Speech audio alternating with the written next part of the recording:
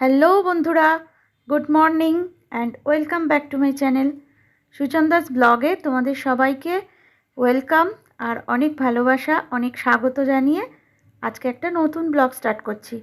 আজকে হলো মঙ্গলবার আর এখন ঘড়িতে সময় হচ্ছে 8:20। তো এখন থেকে তোমাদের সাথে নিয়ে আজকের ব্লগটা স্টার্ট করছি। আশা করছি আমার অন্যান্য ব্লগের মতো আজকের ব্লগটাও তোমাদের ভালো লাগবে।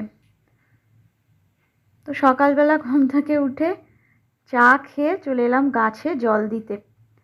আর এই গাছটা কি জানি কি হলো, মানে এই যে গাঁদা ফুলের গাছটা যেন মনে হচ্ছে ভালো গাছটা হচ্ছে না, কিন্তু পাশে যে চন্দ্রমল্লিকা গাছটা রয়েছে এটা দেখছি বেশ ভালোই হয়েছে। তো একটা বড় ফুল হয়েছিল, সেটা আবার ফুলগুলো একদম শুকিয়ে গিয়েছিলো, তো তার জন্য ওটা আবার কেটে দিয়েছি, কাঁচি দিয়ে কেটে ওটা ফেলে দিয়েছি। আর মনে হচ্ছে গাঁদা ফুলের গাছটা একটু প্রবলেম হচ্ছে। তো এবার বিছানাটা গুছিয়ে নিচ্ছি। আর দেখলাম বেশ ভালো রোদ উঠেছে আজকে, তো তার জন্য কাল থেকে কেচে দিয়েছিলাম। রাত্রের দিকে আমি তো কাচি, জানো তোমরা, কারণ একদম সকালের রোদটা তো আমার বারান্দায় আসে, আর বেলা হলে তো আর রোদ থাকে না, রোদ আবার ঘুরে যায়। তবে একটা জিনিস কি বলো তো, বেলার দিকে আবার বিছানার ওপর রোদটা চলে আসে। আর একটা কী বলো তো, আমাদের মহিলাদের এই যে কাজের পরিমাণ, এই কাজটা কিন্তু দেখবে আমাদের একদমই কমে না। মানে কাজ একটার পর একটা কাজ শুধু হয়েই যাচ্ছে, নয় এটা নয় ওটা, তারপর পর কাজ। আর আমার ক্ষেত্রে এটা হয়, সবার ক্ষেত্রে হয় কি না আমি জানি না। কী বলো তো, কাজ করলে না আমি দেখেছি আমার মনটাও বেশ ভালো থাকে। এক দিন হয়তো শরীর টরীর খারাপ হয় বা কোনো কারণে ইচ্ছে করে না, তখন হয়তো একটু শুয়ে বসে থাকলাম, কিন্তু তারপর দিনের শেষে না যেন মনটা কীরকম একটু মানে ভালো লাগে না আর কি। আর যেদিন খুব কাজের মধ্যে দিয়ে থাকি, এটা ওটা পরিষ্কার গোছানো, বিশেষ করে আমার ঘর গোছানোর কাজটা ভীষণ ভালো লাগে করতে। আর বেশ মনে হয় কি বলো তো, নিত্য নতুন জিনিস কিনবো, একটার পর একটা জিনিস কিনে ঘর সাজাবো। করছি যদিও সেটা আস্তে আস্তে। এবার দেখো, এক ঝটকায় তো সব কিছু হয় না, তো নিজের ঘর নিজের মতন করে আস্তে আস্তে করে সুন্দর করে সাজাবো। তবে একবারে অনেকটা কিছু সত্যি সম্ভব নয় কারুর পক্ষেই, তো তার জন্য আস্তে আস্তে সব কিছু করছি। আর এই ঘর সাজাতে আমার ভীষণ ভালো লাগে।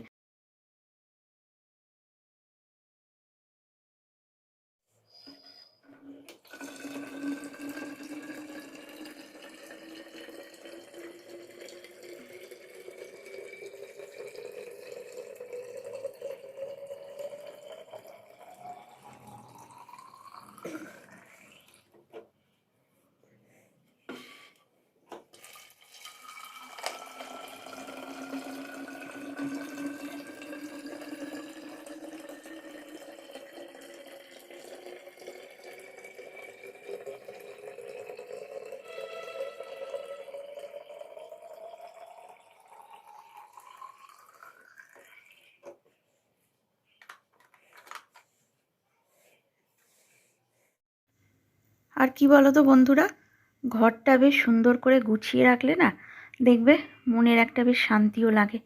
আর বিশেষ করে তোমার বাড়িতে যদি কোনো নতুন লোকজন আসে, মানে যারা তোমার বাড়িতে প্রথম এলো, তো এসে যদি তারা দেখে যে তোমার ঘরগুলো বেশ সুন্দর করে ডেকোরেশন করা বা গোছানো রয়েছে, তো তখন যদি তারা এই রকম ধরনের কোনো কমপ্লিমেন্ট দেয় যে বা তোমার ঘরটা তো বেশ পরিষ্কার করে সুন্দর করে গুছিয়ে রেখেছো, তো তখন দেখবে যেন মনে হয় যে আমাদের কাজ করা বা আমাদের পরিশ্রমটা পুরো সার্থক হয়েছে। তখন বেশ ভালো লাগে সেই কথাগুলো শুনতে, আমার তো ভালোই লাগে। আর কি বলো তো, ঘর গোছানোর মধ্যে দিয়ে বা ঘর পরিষ্কার করার মধ্যে দিয়ে আমাদের নিজেরও একটা মানে নিজেদেরও মনের একটা প্রশান্তি আমরা অনুভব করি, এটা বেশ ভালোই লাগে। তো এবার দেখো ঘরের কাজকর্মগুলো প্রায় কমপ্লিট। এবার রান্নার দিকে যাব, কারণ রান্নাটা বাকি আছে। তবে আজকে রান্নাটা বিশেষ কিছু করব না, অল্পের ওপরেই রান্নাটা সেরে নেব। গতকালের ডাল ছিল, তো সেই ডালটাই একটু গরম করে নিচ্ছি, আর তার সাথে একটুখানি আলু ভাজা করব।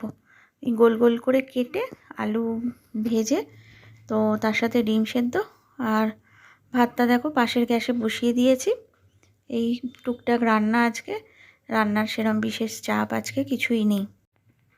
আর কি বলো তো, শুধু যে ঘর তা নয়, রান্নাঘর বলো, বাথরুম বলো, যে কোনো জায়গাটা যদি সুন্দর করে গুছিয়ে অর্গানাইজ করে রাখা যায় না, দেখবেন নিজেরও মনের দিক থেকে একটা বেশ শান্তি পাওয়া যায়। আর মানে অন্যের কাছেও একটা বেশ সুন্দর, মানে কি বলবো, একটা সুন্দর কমপ্লিমেন্ট পাওয়া যায়। এইগুলো কার না ভালো লাগে? আমাদের তো এটা, আমাদের মেয়েদের তো এইটুকানিই পাওয়া, যে একটা সুন্দর রান্না করব, খেয়ে সবাই বলবে যে বেশ ভালো হয়েছে রান্নাটা। আর ঘরটা যেন সুন্দর গোছানো থাকে, সবাই বলবে বেশ সুন্দর করে ঘরটা গোছানো।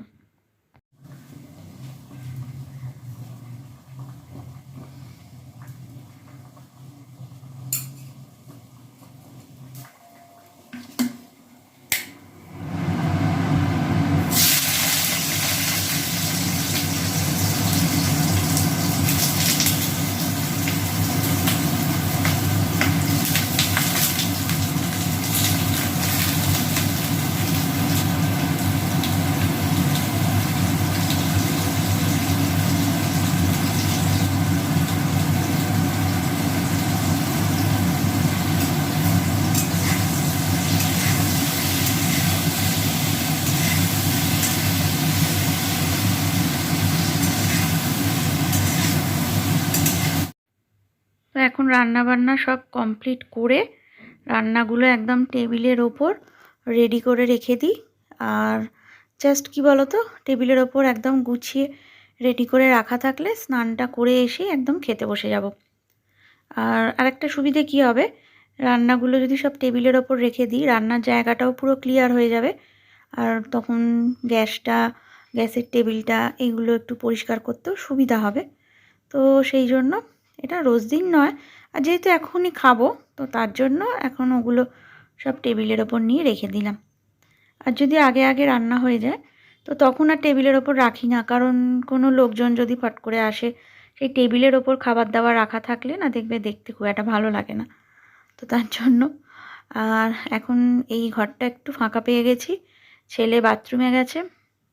না হলে তোমরা তো দেখেইছো, এই ঘরটা খুব একটা আমি তোমাদের সাথে শেয়ার করি না, কারণ ছেলে ও সকালবেলা উঠে এই ঘরে চলে আসে ওর মতন। আর এই দেখো, বিছানার মধ্যে সব বইপত্র ওর মতন করে নিয়ে ও বসেছে। আর যেহেতু ও বাথরুমে গেছে, তো আমি ভাবলাম যে এই ঘরের বিছানাটা ঝাড়াই রয়েছে, এই জিনিসপত্রগুলো একটু গুছিয়ে নিই। কারণ এখন খাওয়া দাওয়া, স্নানে গেছে, স্নান করে খাওয়া দাওয়া হবে, তারপর হয়তো একটু রেস্ট নেবে। তো তার জন্য এখন এগুলো একটু গুছিয়ে নিচ্ছি।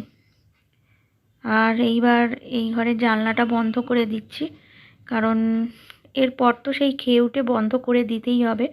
আর এখন যদি বন্ধ না করি না, তো তাহলে একটা কীরকম ঠান্ডা ঠান্ডা ভাব ঢুকে যায়।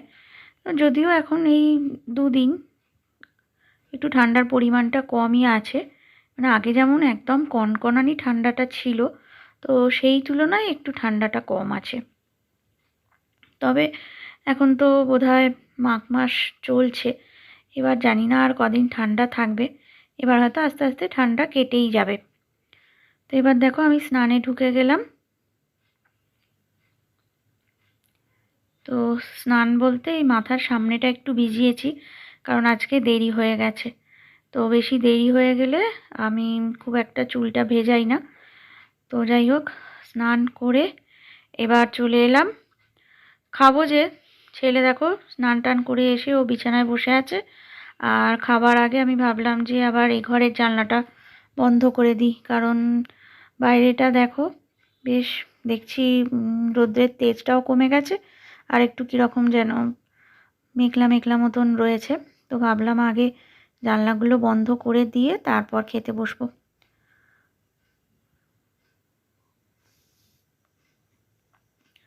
আর খাওয়া দাওয়ার পর তখন আর না কোনো কাজ করতে একদম ভালো লাগে না। তো তার জন্য এখন এই যে জানলা বন্ধ করে ছেলে আর আমি দুজনে খাবো। আর ছেলে থাকলে তবু ভালো লাগে, আবার ও যদি কোনো দিন দুপুরের দিকে থাকে না, হয়তো কলেজ যায়, তখন আবার পুরো সারাদিন আমাকে একা থাকতে হয়। এটা আবার তখন মানে একদম ভালো লাগে না। এবার দেখো মনে হয় যে এবার কার ঘরে যাব প্রত্যেক দিনের জন্য। তো কিছু করার নেই, 3 জন হলে যা হয়, ওর বাবা তো সকালে বেরিয়ে যায়, আর ছেলে আর আমি থাকি। মানে হয়তো ছেলের সঙ্গে যে বসে অনেকক্ষণ ধরে গল্প করা যায় বা তা নয়। তো দেখবে মেয়েদের সঙ্গে যেরকম সুন্দরভাবে বসে বসে অনেক গল্প করা যায়, ছেলেদের সাথে সেগুলো হয় না। তো তাও তবু মনে হয় যে না, কেউ একজন রয়েছে পাশের ঘরে হলেও, মানে একাকিত্ব ভাবটা থাকে না। আর এবার দেখো এখন খেতে বসে পড়ছি, একদম গরম ভাত, ধোঁয়া উঠছে। তো ছেলেকে বেড়ে দিলাম, দিয়ে এবার আমি নিয়ে দুজনে একসাথে খেতে বসে যাব। আর আজকে খেতে খেতে অনেক দেরি হয়ে গেছে, এখন 2:30 বেজে গেছে, প্রায় 3টে মতো বাজে। তো মেনু তো আগেই তোমাদের বলে দিয়েছি, ডিম সেদ্ধ, আলু ভাজা, ভাত আর ডাল। আর রাত্রের দিকে হয়তো আবার কিছু বানিয়ে নেবো, কারণ এইটা হচ্ছে শুধু এবেলার মতন রান্না, রাত্রে আবার অন্য কিছু হয়তো একটা বানিয়ে নিতে হবে। তো খাওয়া দাওয়া করে এখন টেবিলটা ভালো করে পরিষ্কার করে নিচ্ছি।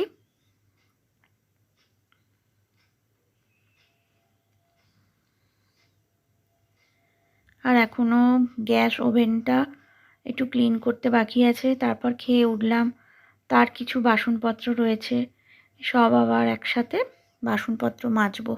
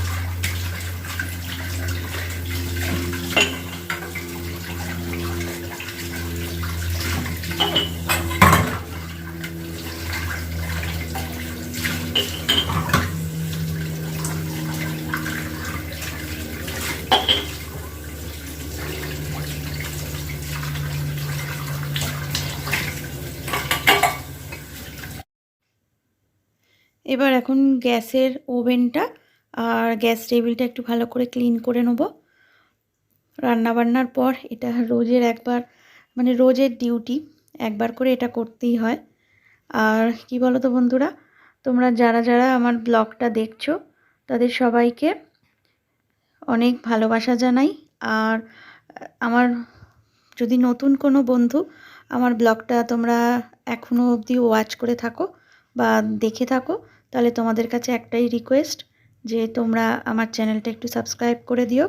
আর যদি আমার ব্লগটা তোমাদের ভালো লেগে থাকে তো অবশ্যই তোমরা একটা লাইক করে দিও, কমেন্ট করে জানিও তোমাদের কীরকম লাগছে। আর যদি কোনো রকম কিছু প্রবলেম দেখো তাহলেও অবশ্যই কমেন্ট করে জানিও। আর তোমাদের সবাইকে একটাই রিকোয়েস্ট যে তোমরা সবাই আমার সাথে থেকো আর আমার পাশে থেকে আমাকে একটু এগিয়ে যেতে সাহায্য করো। আর এখন হচ্ছে সন্ধ্যের টাইম, তো এখন দেখো কিছু জামা কাপড় যেগুলো বারান্দায় ছিল তুলে এনে রেখেছিলাম, বিছানার এক সাইডে জড়ো করে রাখা ছিল, তো সেগুলো এখন সুন্দর করে ভাঁজ করে নিচ্ছি, নিয়ে এবার জায়গা মতো এগুলো তুলে দেবো। তো যাই হোক বন্ধুরা, তোমাদের সবাইকে, আমার সমস্ত বন্ধুদের জানাই অনেক ভালোবাসা।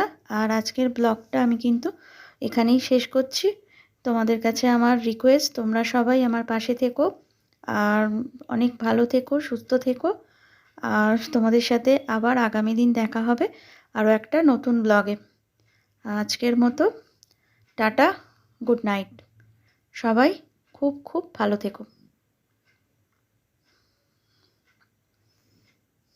টাটা।